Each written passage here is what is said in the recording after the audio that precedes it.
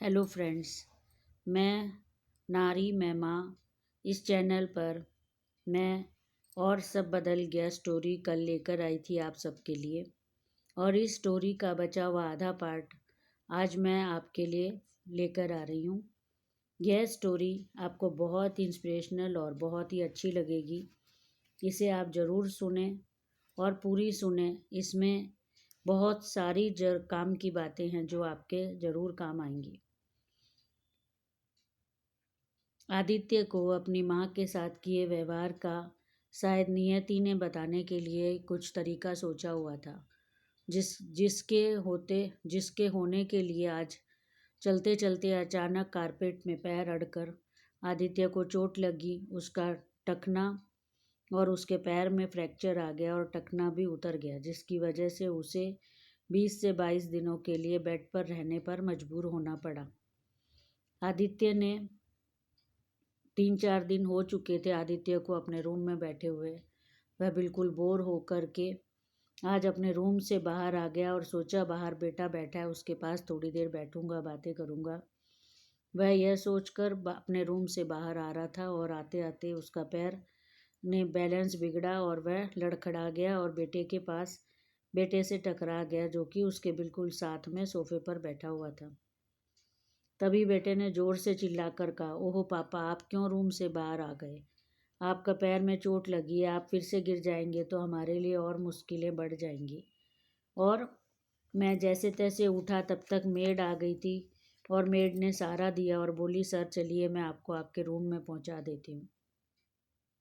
मैं अवाक और हैरान सा अपमान और अवहेलना की पीड़ा से अपने बिस्तर पर आकर बैठ गया। मेड तब तक जाकर पानी ले आई और मेरे आगे पिछले 20 साल की सारी कहानी, हमारे घर में जो मेरी माँ के साथ हम लोग कर रहे थे, वह एक फिल्म की तरह चल रही थी और मैं उसे देखता जा रहा था। कब मेड ने मुझे पानी दिया, कब मैंने पीकर उसे ग्लास लौटाया, मुझे कुछ पता नहीं चला।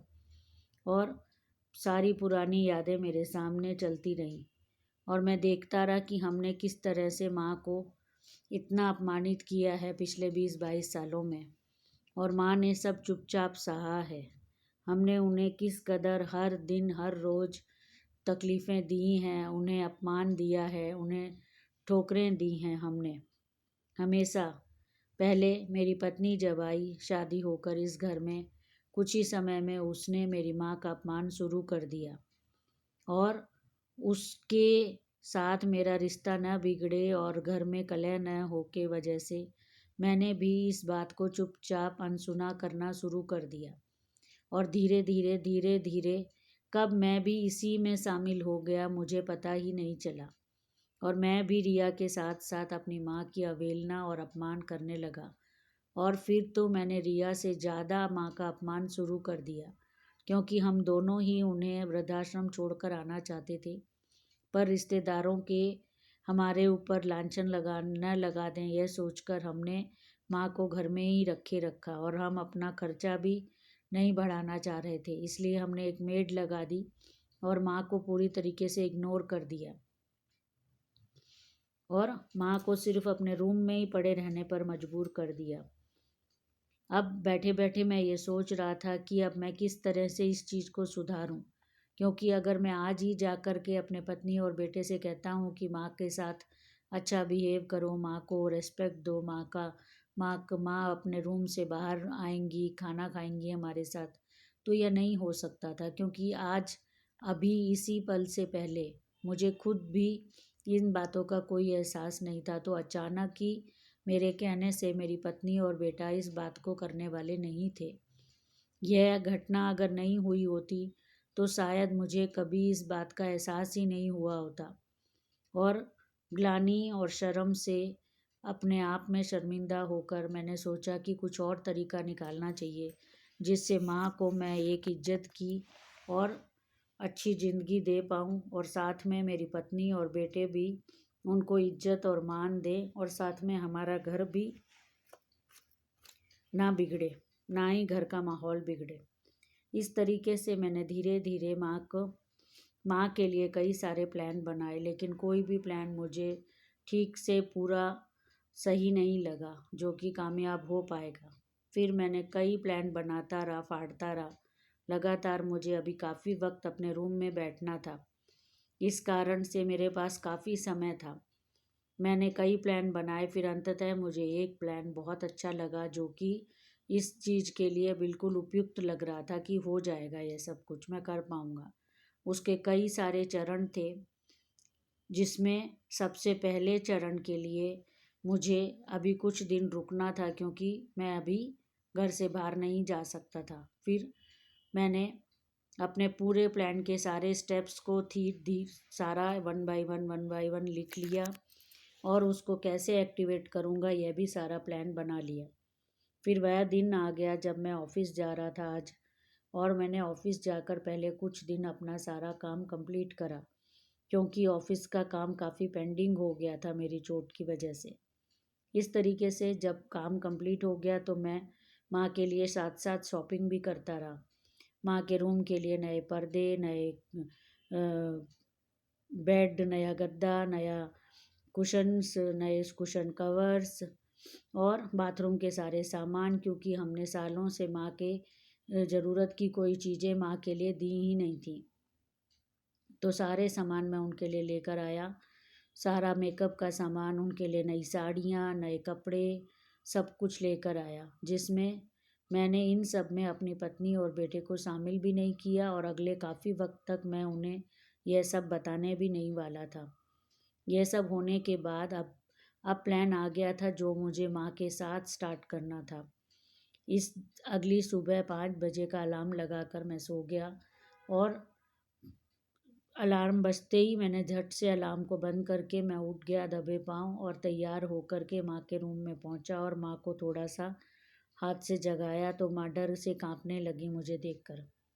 मैं यह देखकर अपने आप में शर्म से पानी पानी हो रहा था कि मेरी माँ मेरे आने से डर से कांप कर हाथ जोड़ रही हैं, रो रही हैं कि बेटा मुझे माफ़ कर दो, मुझे माफ़ कर दो। मैंने कहा माँ आप डरो मत, मैं आपको कुछ नहीं कह रहा हूँ।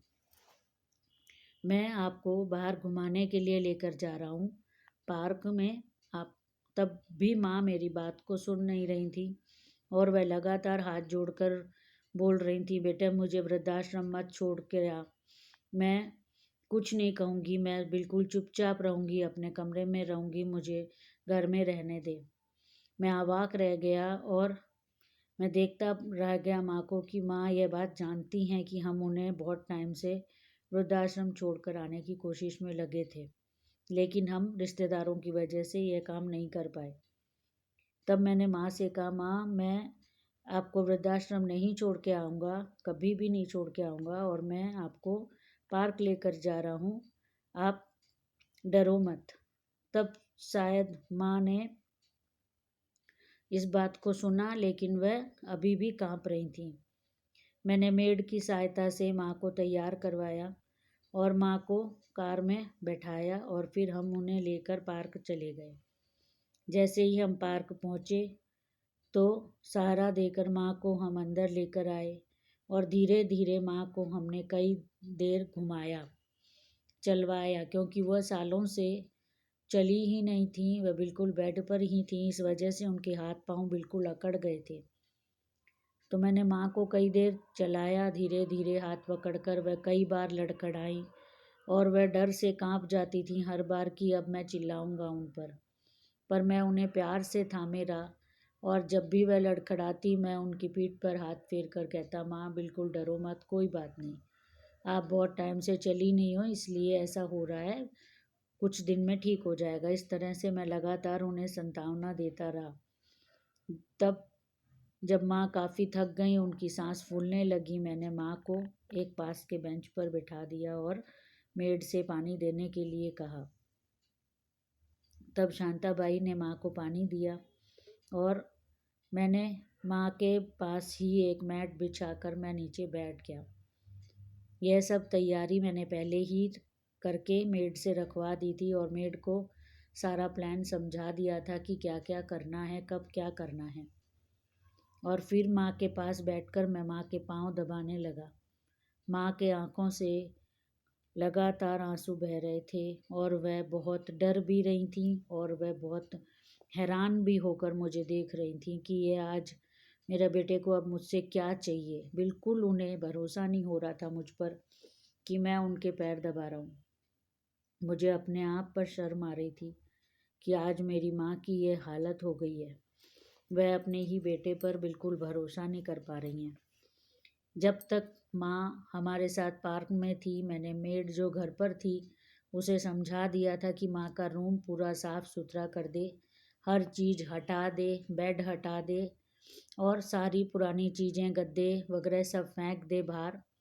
और मैंने उसे ये भी बता दिया था कि रिया और ऋत्विक को पता नहीं चलना चाहिए ये सब चीज़ें, चुपचाप जाकर उसे कहाँ फेंकना है मैंने ये भी बता दिया था उसे। और सारे गद्दे वगैरह सब नई चीज़ें जो अलग से स्टोर रूम में मैंने पहले ही रख दी थी लाकर, सब मैंने उसे बता दिया कि तुम सारा लगा दो, आवाज़ बिल्कुल मत करना, रिया और ऋत्विक नहीं उठने चाहिए। मेड ने कहा ठीक है और मेड ने पीछे से सारा काम करना शुरू कर दिया था। उसने सारे गद्दे तकिए वगैरह चादरें माँ की पुरानी साड़ियाँ सब फेंका और पूरी अलमारियाँ पर्दे कुशन तकिए सब फेंक कर सारे नए सामान लगा दिए। पूरी रूम की अच्छे से फिनाइल से सफाई कर दी क्योंकि सारी चीज़ों को मैंने उसे अच्छे से इंस्ट्रक्शंस देकर समझा दिया था। और जब माँ को मैं पार्क में मैंने बिठाया, माँ को मैंने मेड से कहा कि माँ के लिए चाय लाओ, तब मेड ने बहुत सुंदर सा एक मैट बिछाया पत्थर की टेबल पर और बहुत सुंदर ट्रे में कप लगाकर माँ के लिए चाय डाली और एक सुंदर सी प्लेट में बिस्किट लगाए। माँ बहुत हैरान थी और बार बार रोने लगती थी।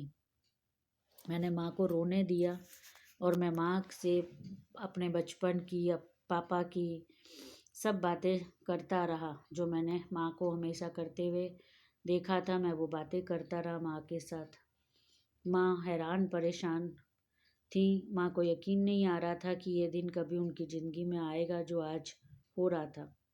मैंने उन्हें रोने भी दिया और मैं उन्हें बार बार संतावना भी दे रहा था और मैं उनसे पुरानी बातें हंसी मजाक कर रहा था लगातार।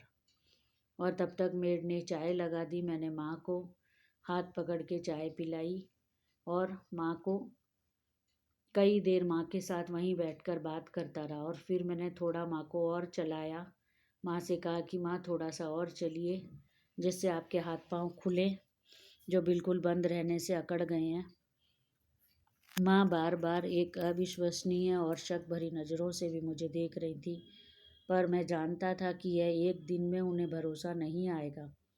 इसलिए मैं बार बार माँ से सिर्फ अच्छी और मीठी बातें और बहुत प्यार भरा स्पर्श ही माँ को दे रहा था। और माँ शब्द मैं बहुत ज़्यादा बोल रहा था क्योंकि माँ शब्द ही उन्होंने शायद सालों से सुना नहीं था। इस तरह से हम जब घर माँ को लेकर आए, फिर 7:30 बजे तक हम माँ को घर वापस लेकर आ गए थे क्योंकि 7:45 तक रिया उठ जाती थी। तब माँ को मैं उनके रूम में लेकर गया। रूम देखकर माँ हैरान हो गई क्योंकि सब कुछ बदल गया था। नया बेड, नए गद्दे, नए तकिए, नई चादर, नए पर्दे सब लग गए थे। तो माँ बोली यह मेरा कमरा नहीं है। तब मैंने माँ से कहा कि माँ ये आप ही का कमरा है, बस सारा सामान पुराना जो ख़राब हो गया था सब मैंने फिकवा दिया है, ये सारा सामान नया सामान है। तब माँ बहुत हैरान हो गई, बोली कि इन सब की क्या ज़रूरत थी, तू ये सब क्यों कर रहा है, तुझे अब क्या चाहिए। तब मैंने माँ से कहा मुझे कुछ नहीं चाहिए माँ, जो आज तक नहीं किया वो कर रहा हूँ। और इस तरीके से माँ को मैंने रूम में बिठाया और मेड से बता दिया कि अब रिया उठने वाली है इसलिए मैं जा रहा हूँ, तुम माँ का ख्याल रखना। और मैं माँ को उन क्या क्या देना है खाने पीने में सब मैं पहले ही बता चुका था मेड को। इसलिए अब मैं अपने रूम में चला गया क्योंकि रिया अब उठ के आने ही वाली थी। और फिर रोज़ की तरह सारे काम करते हुए मैं ऑफिस चला गया और दिन में 2-3 बार माँ को वीडियो कॉल पर मैंने बात करी और खाना खिलवाया और पहले ही बता चुका था कि उन्हें कितने बजे सूप देना है और कितने बजे उन्हें जूस देना है, कितने बजे उनकी मालिश करनी है क्योंकि उनके हाथ पांव बिल्कुल सूख कर उनकी सारी स्किन एकदम ड्राई होकर अकड़ चुकी थी। जो जिसको देखभाल की बहुत ज़रूरत थी। तो मैंने मेड से कई बार वीडियो कॉल पर माँ से बात करी, मेड से भी बात की और उससे सारा हाल चाल भी जाना माँ का। और जब रात को मैं आया तो अभी मैंने रात के लिए माँ को बाहर नहीं बुलाया था, अभी सिर्फ रूम में ही रह रही थी वो। अगले दिन फिर से मैं माँ को पार्क लेकर गया, फिर मैंने माँ को घुमाया। इस तरीके से यह क्रम 1 महीने तक चलता रहा। इस 1 महीने में रिया और बेटे को मैंने शक नहीं होने दिया कि मैं माँ को बाहर लेकर जा रहा हूँ, और माँ के रूम की हालत भी मैंने बदल दी है, क्योंकि फिर रिया चीखती चिल्लाती और माँ और डर जाती। अब 1 महीना हो चुका था रोज़ माँ को ले जाते हुए। तब मैं माँ को आज बाहर लेकर आना था नाश्ते पर, मैंने मेड को पहले ही समझा दिया था। तब 9 बजे माँ को लेकर मेड बाहर आ गई, और मैंने जब माँ को मेड लेकर जब माँ को बाहर आ गई, तब माँ को देख कर के रिया ने अपना मुंह टेढ़ा कर लिया, और माँ भी रिया को देखकर घबरा गई। और माँ को मैंने प्यार से बिठाया, और रिया ने मुझे घूर कर देखा तो मैंने रिया को पूरी तरीके से इग्नोर करके माँ को बैठाया, और फिर माँ को नाश्ता करवाया, और फिर माँ को उनके रूम में छोड़ कर आया। अब हर दिन मैं माँ को बाहर ही नाश्ता करवाता, पार्क भी लेकर जाता। अभी तक घर में यह सब किसी को पता नहीं था। इसके बाद अब रात के डिनर की बारी थी। अब माँ को मुझे 3 महीने हो चुके थे यह सब करते हुए। अब डिनर की बारी थी। अब आज रात माँ को डिनर पर मैंने मेड से बाहर बुलवाया, तो रिया शॉक में थी। तब मैंने माँ को डिनर पर बैठने के लिए कहा, और कहा कि अब से माँ रोज़ नाश्ता और डिनर हमारे साथ ही करेंगी। और बिल्कुल माँ तब तक व्यवस्थित हो चुकी थी। अब वह नाश्ता बाहर करने से लगातार अब 2 महीने से नाश्ता बाहर कर रही थी, तो अब वह थोड़ा थोड़ा नॉर्मल होने लगी थी उस चीज़ से। और उनके हाथ पांव भी अब काफ़ी हद तक इम्प्रूव हो गए थे, और मैंने उनके लिए एक फिजियोथेरेपिस्ट भी लगा दिया था, जिससे कि वह फिजियोथेरेपिस्ट माँ को रोज़ एक्सरसाइज करवा रहा था।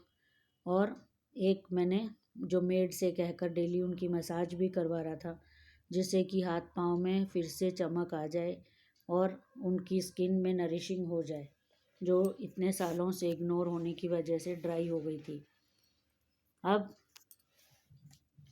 रिया ने माँ को डिनर पर देखकर बिल्कुल अकड़ रही थी वह, लेकिन मुझे माँ का सपोर्ट करते देखकर और मेरा एकदम तटस्थ बिहेव देखकर वह चुप रह गई, और मैं माँ के साथ प्यार से बात करके उन्हें खाना खिलाकर रूम में छोड़कर आता था। माँ अब भी बहुत डरती थी, पर बातें अब वह नॉर्मल करने लग गई थी। अब 5 महीने हो चुके थे। पार्क में अभी भी रोज़ लेकर जाता हूँ। इस बीच में एक बार मुझे बाहर जाने का भी ऑफिस से कहा गया कि बाहर का काम है कुछ दिनों का, पर मैंने मना कर दिया, क्योंकि इससे माँ के रूटीन में बदलाव आ जाता और अभी तक की करी हुई सारी मेहनत भी बर्बाद होने का डर था। इसलिए मैंने मना करा, और मैंने माँ को लगातार लेकर जाता रहा, और अब सुबह और रात दोनों समय का खाना माँ बाहर हमारे साथ खाने लगी थी। अब वह खुद से साड़ी भी पहनने लगी थी, और वह अब खुद से तैयार होने लगी थी, और उनके बाल वगैरह भी अब काफ़ी ठीक हो गए थे। अब 5 महीने के बाद मैंने माँ को रसोई में लेकर आया, और माँ से कहा कि अब ये आपकी रसोई है, आप ही इसकी मालकिन हैं। तो माँ डर के मारे रोने लगी। तब मैंने माँ को प्यार से समझाया कि आप डरो मत, आप आराम से यहाँ पर खाना बनाओ और मुझे भी टिफ़िन बना कर दो। मैं आज ऑफिस में आपका बनाया हुआ टिफ़िन ही लेकर जाऊँगा। तब माँ ने धीरे धीरे काम करना शुरू करा। कई बार उनके हाथ कांपे, कई बार चीज़ें गिरी। मैं माँ के साथ ही रहा और माँ को हेल्प करता रहा, जिसकी वजह से वह जैसे तैसे कुछ बनाकर दे पाई। और फिर मैंने वही लेकर टिफ़िन में मैं गया, और मैं ऑफिस आ गया और मैंने माँ से कह दिया कि आप जब मर्जी किचन में आ सकती हैं और जो बनाना हो आप बना सकती हैं, आपको कोई कुछ नहीं कहेगा। इतने महीनों में रिया ने यह तो समझ ही लिया था कि अब माँ से वह कुछ नहीं कह सकती, क्योंकि मेरा तटस्थ बिहेव से वह बिना कुछ बोले ही थोड़ा सा डरने लगी थी। और यह चीज़ मुझे भी अच्छी लग रही थी कि रिया जैसी औरत थोड़ा सा मेरे तटस्थ बिहेव से डरने लगी है। और फिर मैंने माँ के लिए पास की एक आंटी जो पहले माँ के साथ मंदिर वगैरह जाती थी उनसे बात करी और मैंने बोला माँ के लिए कि आप उनको अपने साथ किसी सत्संग वगैरह में, मंदिर वगैरह में लेकर जाइए और आप उन्हें अपने साथ कोई भी आपकी जो भी धार्मिक कोई किटी वगैरह हो उसमें ऐड कीजिए और इसके लिए आप डेली उन्हें लेने भी आइए और छोड़ने भी आइए। इसके लिए मैंने उन्हें कुछ गिफ्ट्स और कुछ पैसे भी दिए, क्योंकि रोज़ लेकर आना छोड़ कर आना यह एक काम था जिम्मेदारी भरा, क्योंकि माँ सालों से घर से बाहर नहीं निकली थी। तब मैंने माँ को मैं अभी अकेले आने जाने नहीं दे सकता था, क्योंकि अभी मुझे ही डर लग रहा था कि पता नहीं माँ जा पाएंगी कि नहीं। तब वह मेरे कहने पर वह आंटी रोज़ आने लगी और माँ को लेकर सत्संग जाने लगी। अब रोज़ माँ दिन में 11 बजे सत्संग जाती और 1-1.5 घंटे का सत्संग अटेंड करके फिर वह नीचे बैठती, लेडीज़ के साथ बातचीत करती और महीने में एक उनकी कोई सत्संग की किटी भी होती थी, उसमें भी वह जाती थी, जिसमें कभी कोई पाठ कभी कुछ ऐसा होता था। अब माँ की चेहरे की रौनक बदलने लगी थी। अब वह थोड़ा बहुत मुस्कुराहट भी उनके चेहरे पर आने लगी थी। यह देखकर मुझे बहुत अच्छा लग रहा था कि मैं मेरे सोचे हुए काम में कामयाब हो रहा था, जिसकी कि मुझे बहुत ही कम उम्मीद थी कि क्या पता मैं कामयाब हो पाऊँगा कि नहीं माँ की इस हालत को बदलने के लिए। अब माँ सत्संग के ग्रुप से भी जुड़ गई थी और मंदिर और सत्संग जाती थी। एक बार माँ अपने सत्संग में पैनकेक्स बनाकर लेकर गई जो बिना अंडे के बने होते थे, तो सबने वहाँ माँ की बहुत तारीफ़ करी। तब मैंने माँ से कहा, तब माँ घर में भी कई बार पैनकेक्स बनाने लगी और सबको पसंद आते थे। तो मैंने माँ से कहा कि माँ आप पैनकेक बनाने का काम करो। तो माँ बोली कि नहीं नहीं बेटा, मुझसे नहीं हो पाएगा ये सब। तब मैंने माँ को अपार्टमेंट में आंटी से कहा कि जब भी कोई किसी को पैनकेक खाने हो तो माँ को ऑर्डर दीजिए, माँ को बोलिए कि पैनकेक बना कर दें। इस तरीके से पैनकेक का काम माँ का शुरू हुआ। अभी माँ छोटे मोटे ऑर्डर ही ले रही थी, क्योंकि माँ को अभी मैंने कहा था कि बस आप पैनकेक बना कर दीजिए, बाकी सब काम मैं ही देख रहा था। धीरे धीरे माँ के पास अपार्टमेंट में से ही थोड़े ऑर्डर आने लगे और माँ पैनकेक बनाने लगी। उन्हें बनाने में बहुत अच्छा लगता था, क्योंकि रसोई का काम शुरू से ही उन्हें बहुत पसंद था। फिर मैंने उन्हें एक व्हाट्सएप का ग्रुप बना कर दे दिया और जिसमें उन्हें ऑर्डर आने लगे और फिर 10 पैनकेक 20 पैनकेक इस तरीके से ऑर्डर आ जाते और माँ खुद ही बनाकर दे देती। अब उनमें आत्मविश्वास बढ़ता जा रहा था और जब लोग उनके पैनकेक्स की भर भर के तारीफ़ करते थे तो माँ खुश हो जाती थी और माँ के चेहरे पर खुशी देखकर मुझे थोड़ा सा अपना ग्लानि कम होती हुई लगती थी